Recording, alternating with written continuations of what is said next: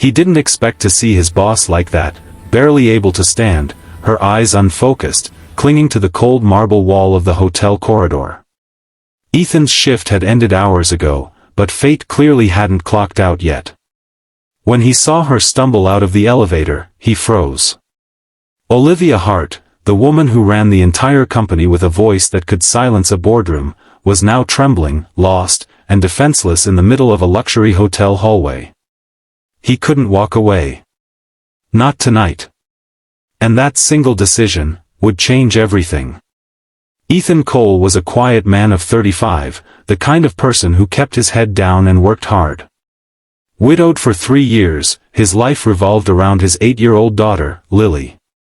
Every morning, he dropped her off at school before taking the early shift as a driver for one of the city's largest corporations, Hart Industries.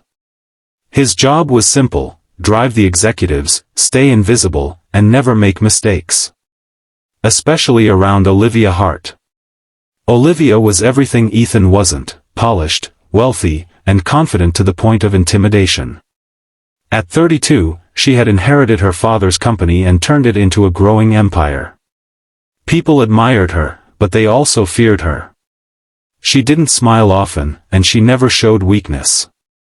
That night, though, everything Ethan thought he knew about her shattered.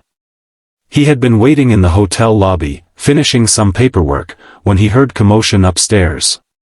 Someone mentioned Ms. Hart had shown up unexpectedly for a private meeting, one that had ended badly. When the elevator doors opened, he saw her, alone, her white dress rumpled, her balance unsteady. A few guests stared but didn't help. Ethan acted before he could think. "Miss Hart," he said gently, stepping forward, "you're not okay. Let me help you." Her eyes struggled to focus. "Ethan? What are you doing here?" "Making sure you don't fall," he said, catching her as she swayed. He led her away from curious eyes, guiding her to a quiet corner of the hallway. She tried to protest, but her words slurred. "I don't need help." "Yes, you do," he said softly. He got her water, kept her safe, and stayed by her side until she fell asleep on the couch in the hotel's private lounge. He didn't judge, didn't ask questions, he just made sure she didn't end up in a scandal that could destroy her.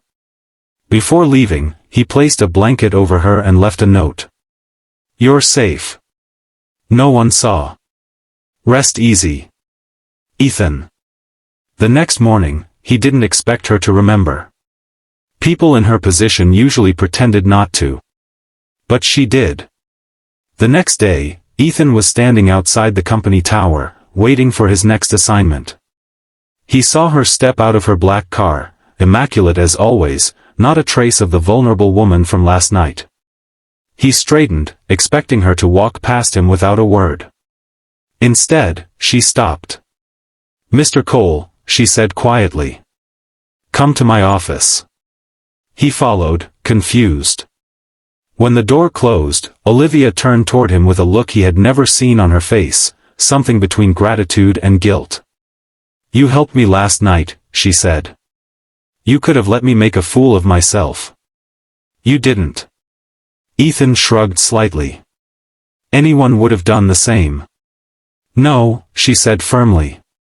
"Not anyone." He said nothing, unsure how to respond.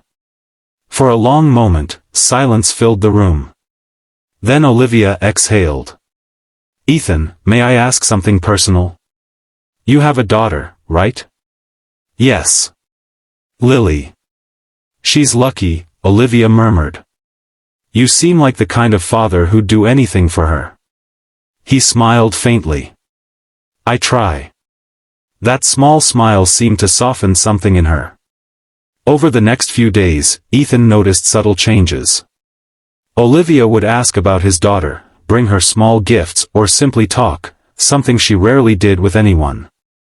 She wasn't the cold CEO anymore. She was human.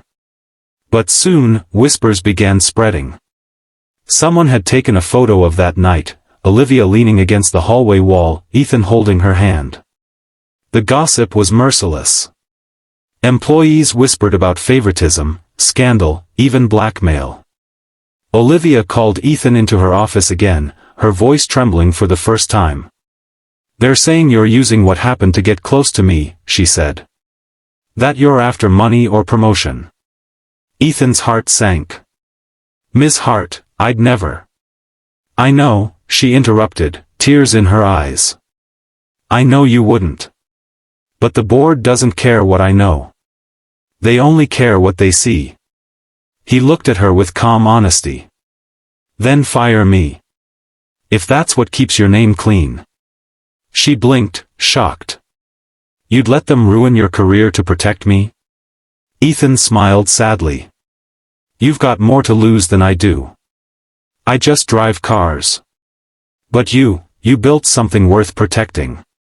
Her voice broke. "You saved me twice now." A week passed. Ethan was removed from her personal driving list but kept quietly on payroll. He didn't complain.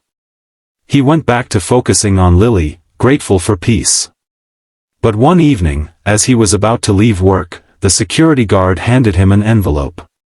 Inside was a note in Olivia's handwriting. "Sometimes people enter our lives not to change our world, but to remind us what goodness looks like. O.H." And beneath it, a small photograph, Olivia, standing beside Lily, both smiling. Ethan froze. It was taken that morning. Olivia had visited Lily's school charity event and donated in Ethan's name. The next day, Olivia met him in the lobby. No titles, no distance. Just two people who had seen each other's truth. "I don't want to pretend anymore," she said softly. "You saved me when you didn't have to. Let me return the favor." Ethan hesitated, his heart caught between gratitude and disbelief. "And how do you plan to do that?" "By giving you what you deserve," she said with a smile. "A chance, not a handout. You'll manage my new outreach program. For single parents." He looked at her, speechless. "Why me?" "Because you understand struggle.